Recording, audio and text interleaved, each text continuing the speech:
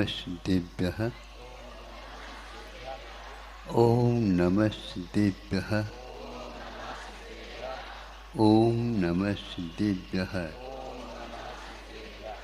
अहिंसा परमो धर्म की, आचार्य गुरुवर श्री कुंद कुंद भगवान की जय।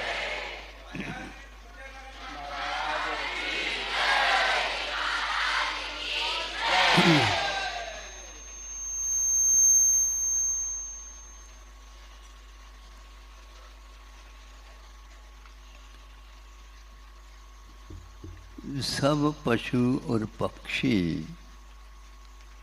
अपने अपने परिवार का लालन पोषण आदि करते हैं, जैसे मानव भी करता है। लेकिन मानव की सीमाएं कुछ अलग भी हो सकती है या उसमें कम बेशी हो सकती है, किंतु पशु और पक्षी की ओर देखते हैं तो वे अपनी सीमा का उल्लंघन नहीं करते हुए नजर आते हैं। हिंस्र होना अलग है, किंतु परिवार का पालन पोषण करना और उसमें सीमा का उल्लंघन नहीं करना। सिंह अपने परिवार का यदि पालन पोषण करता है तो जन्म से उस शावक बालक को वह अन्य कोई भी खाद्य पदार्थ पेय पदार्थ उपयोग में नहीं लाता। सुनते हैं जहाँ कहीं भी यह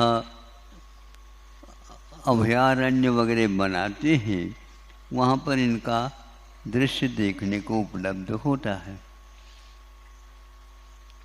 6 माह तक क्यों, 6 माह तक वह अपना ही दूध पिला करके उसे अंतिम क्षण तक, उसके जीवन के अंतिम क्षण तक उस प्रकार के बल पैदा करा देता है।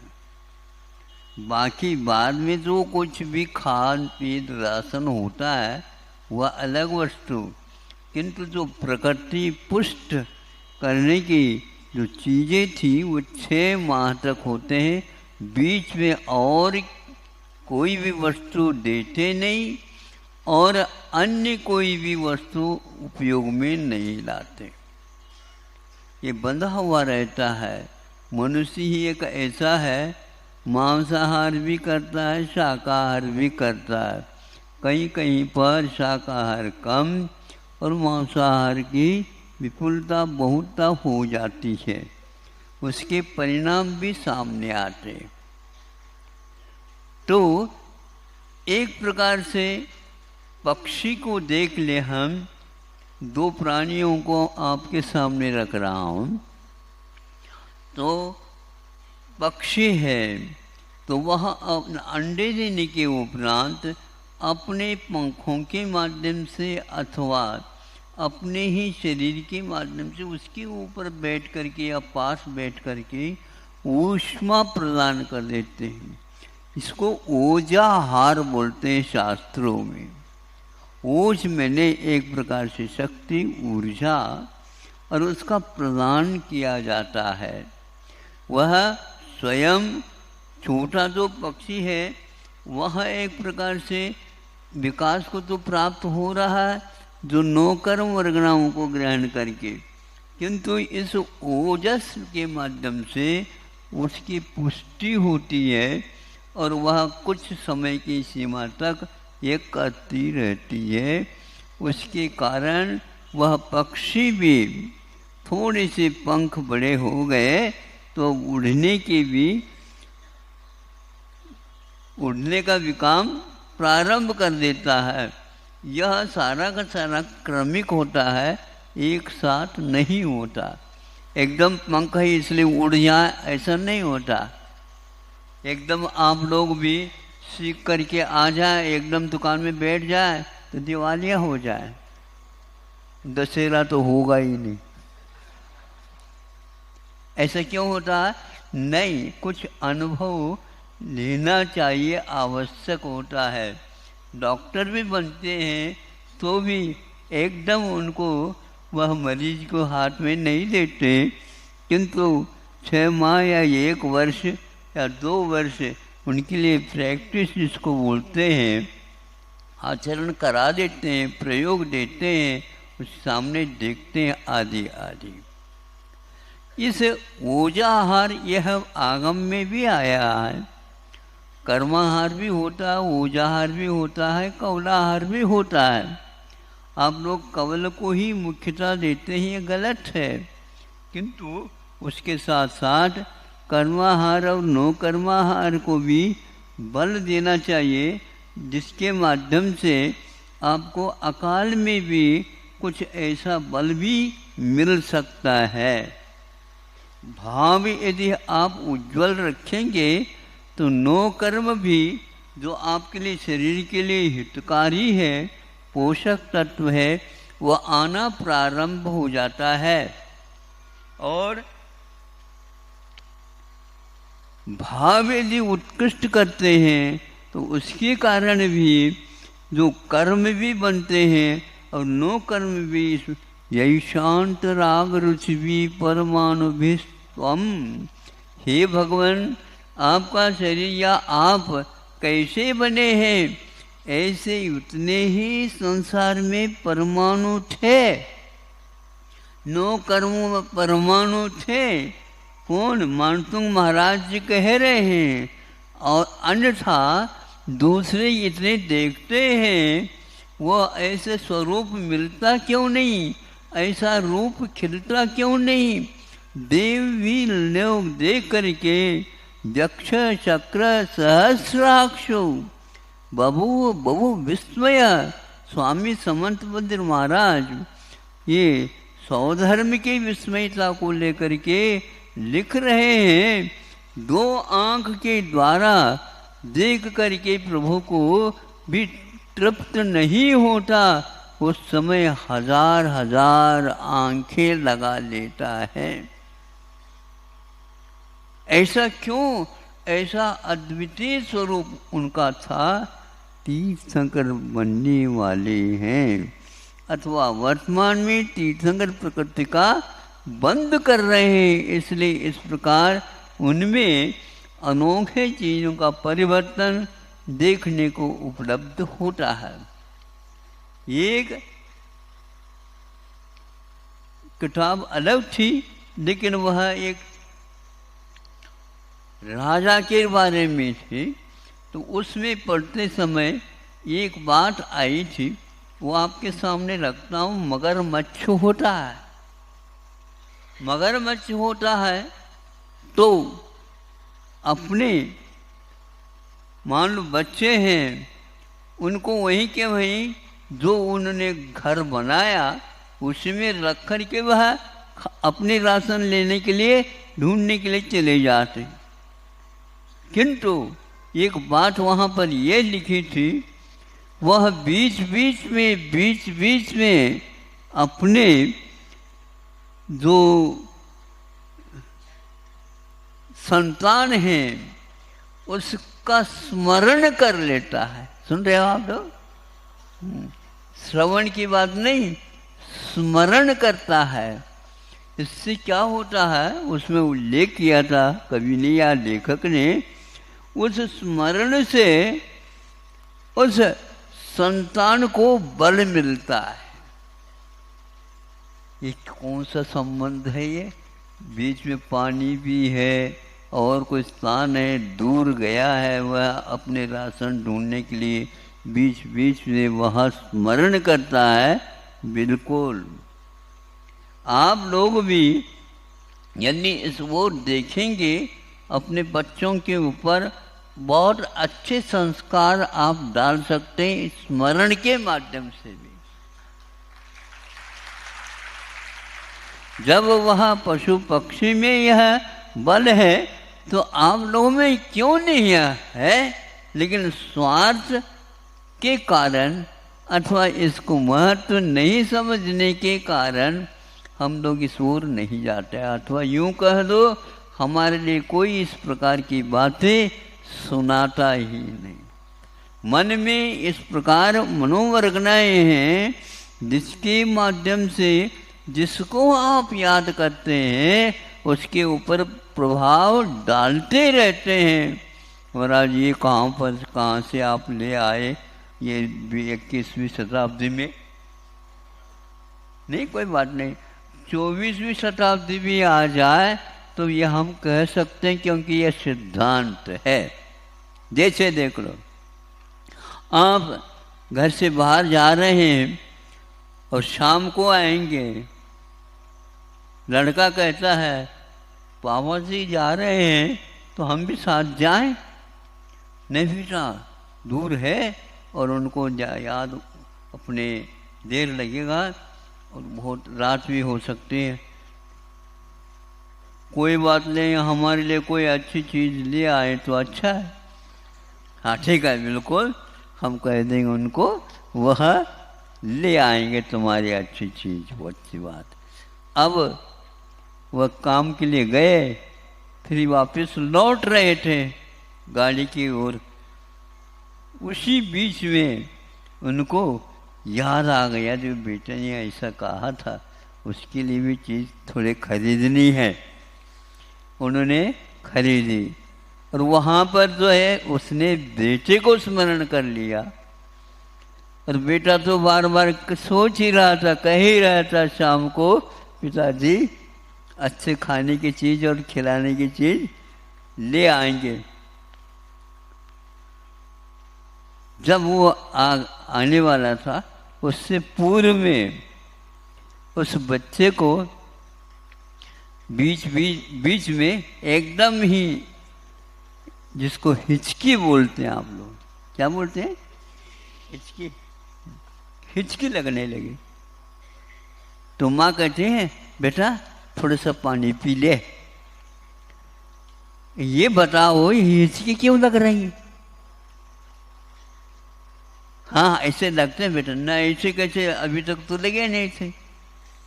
तो कहते तुम्हारे पिताजी ने तुमको याद किया होगा।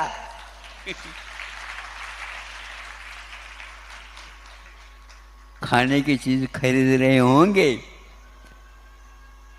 पानी का ये घूंट सुन लिया और ये बात सुन ली, हिचकी रुक गई। होता क्या नहीं है? ये कहीं किताब में लिखा है क्या? नहीं, रोज मतलब अपने घर में ये चलता है। इस प्रकार आप लोगों का मतलब, आप लोगों को भी मुनि महाराज, श्रमण, आचार्य, उपाध्याय, साधु आदि भी श्रावकों को याद कर सकते हैं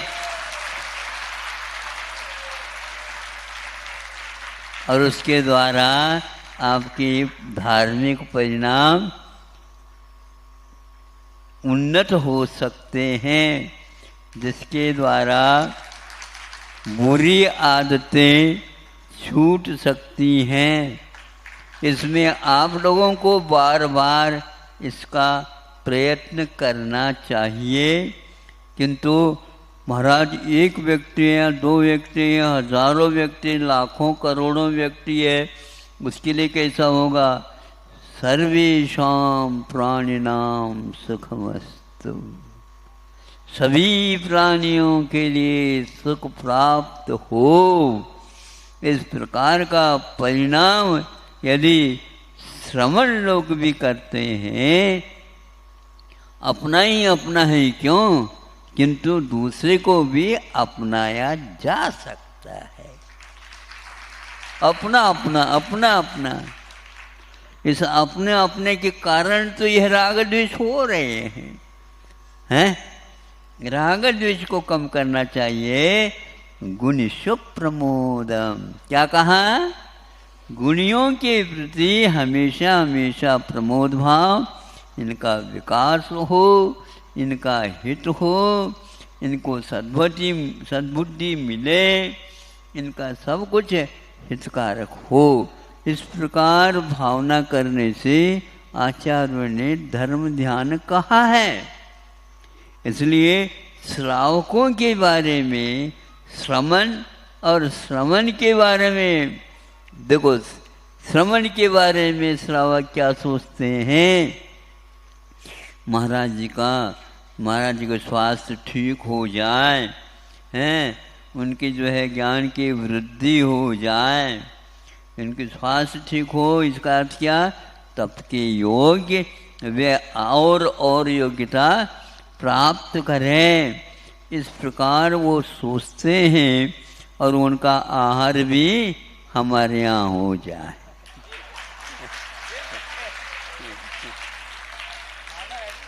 होना क्यों नहीं रहेगी, जब वृत्ति परिसंख्यान में श्रावकों के घर श्रावक उनकी संख्या को लेकर के वृत्ति परिसंख्यान मुनि महाराज कर सकते हैं, तो श्रावक भी कर सकते हैं, करना ही चाहिए, लेकिन दूसरे के साथ भी भाव अच्छा रखना चाहिए, विद्वेष नहीं रखना चाहिए, मात्सर्य नहीं रखना चाहिए।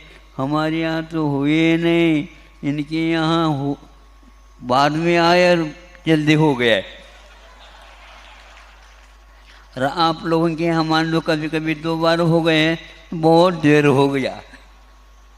ऐसा क्यों, अपना छूटता नहीं।